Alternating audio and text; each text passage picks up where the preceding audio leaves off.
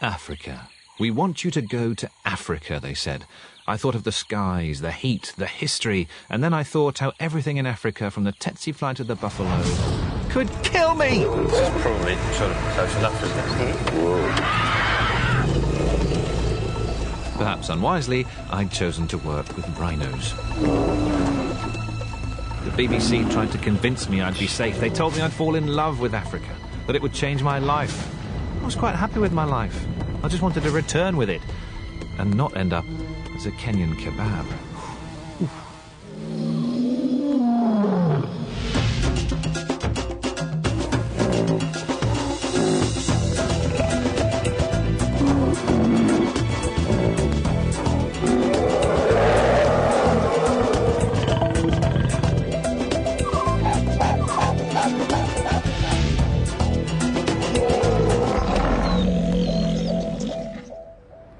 I'd always known I'd have to conquer my fears for this trip, but when you're still 4,000 miles away, it's easy to kid yourself you'll cope. Or is it? They rang from the BBC the other day and just said, you will be all right with lions outside your tent at night, won't you? No, I won't. 2 words I'm not used to. Tent, lion. I've never travelled. I'm not a traveller. I'm not even a flyer. I only ever go to Europe. I don't go outside Europe. So don't just be yourself. I'm never myself. I never get asked to be myself. I'm always asked to be, you know, we're interested in you as long as you're doing David Beckham, you know, or if you're doing Nicolas Cage or Louis Theroux or something like that.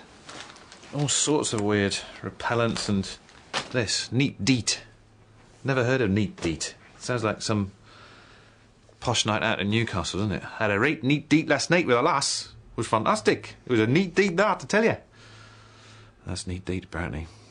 People have laughed at me. My friends have laughed at me. They said, you going there? Because I do, you know, I like my white sheets and my cat and my Marmite and my towels and... Why am I going? Conservation. Conservation. Conservation. For years, I'd been an armchair environmentalist, sending off cheques to save everything from whales to weasels. Now it was time to put my mouth where my money was.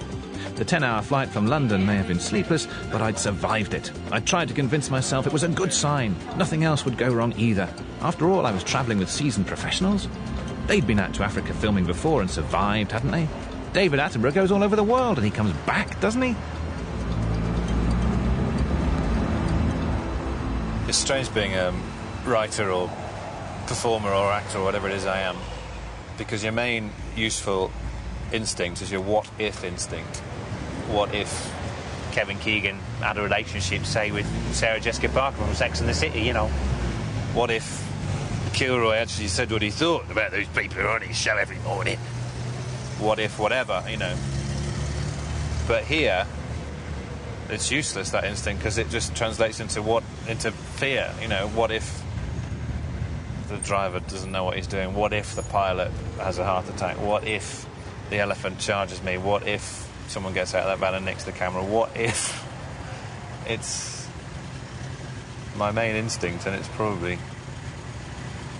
useless. The next leg of the journey meant getting onto another, much smaller plane. This was turning into a crash course in tackling phobias. Did I say crash course?